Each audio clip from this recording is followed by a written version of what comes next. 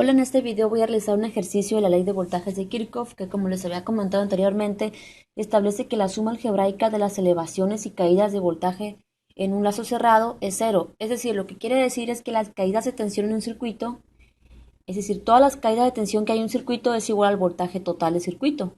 Por ejemplo, aquí tenemos el siguiente circuito, tenemos una fuente de alimentación a la que estamos llamando como E, tenemos dos resistencias en serie. Y aquí tenemos un lazo cerrado.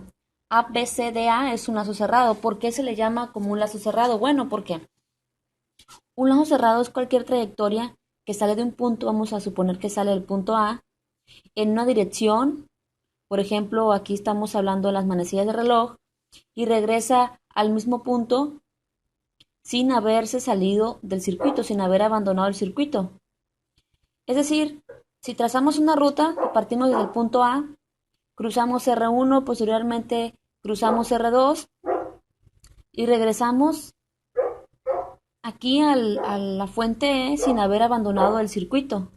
Por lo tanto, se le conoce como que ABCDA es un lazo cerrado. Vamos a aplicar la ley de voltajes de Kirchhoff a favor de las manecillas del reloj.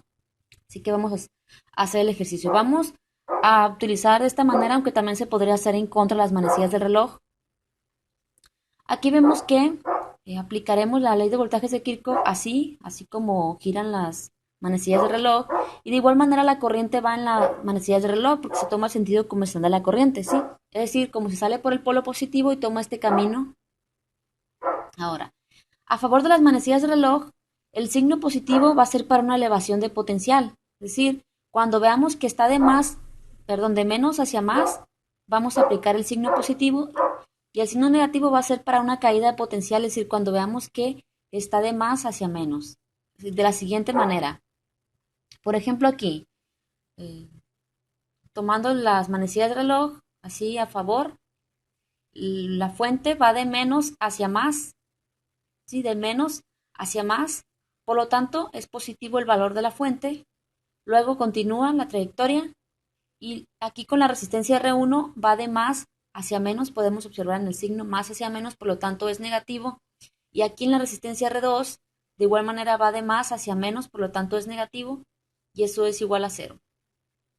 Entonces despejamos y queda que E es igual a V1 más V2, por lo tanto vemos aquí que el voltaje total de la fuente E es igual a la suma de las caídas de tensión en el circuito. Ahora vamos a darle valores a este circuito. Vamos a obtener aquí el valor de V1, ¿sí? Conociendo que la fuente E1 son 12 voltios y la fuente E2 son 5 voltios. Si observamos, la fuente 1 lleva este sentido a favor de las manecillas del reloj, por, es decir, porque se toma el sentido convencional de la corriente, pero la fuente 2 va en dirección opuesta, es decir, sale la corriente por el polo positivo, va en contra de las manecillas del reloj, por eso esas fuentes se van a restar.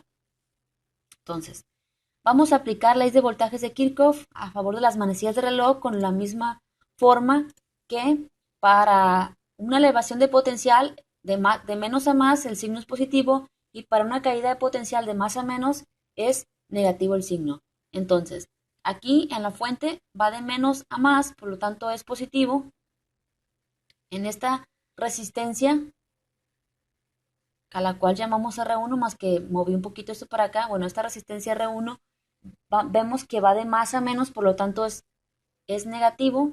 Esta caída de tensión en esta resistencia es negativo porque va de más a menos, entonces ponemos menos V1, y aquí en esta otra resistencia vemos que ya está definida la caída de tensión, son 4 voltios y va de más a menos, por lo tanto es negativo.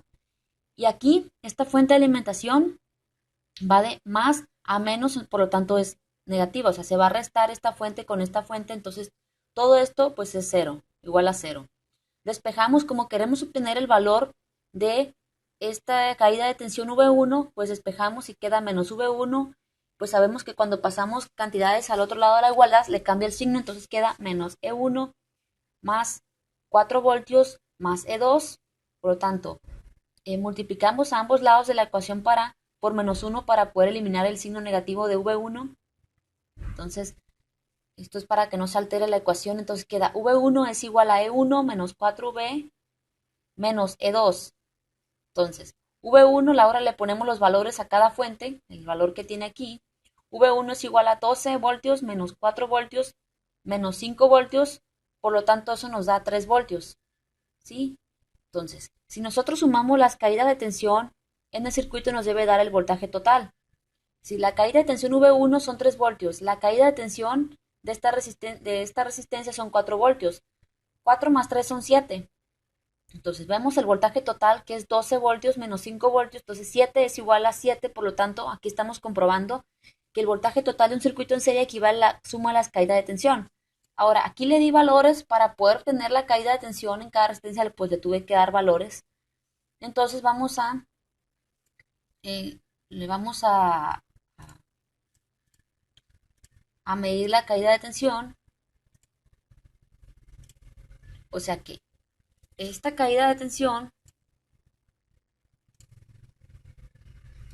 me da 4 voltios, que vendrá siendo la de esta resistencia. Por lo tanto, por simple deducción, pues esta tiene que dar 3 voltios. 3 voltios porque pues tiene que, la suma de las caídas de tensión debe de ser igual al voltaje total del circuito. Y pues aquí podemos ver. Entonces esto es todo. Cualquier duda que tengan, me escriben.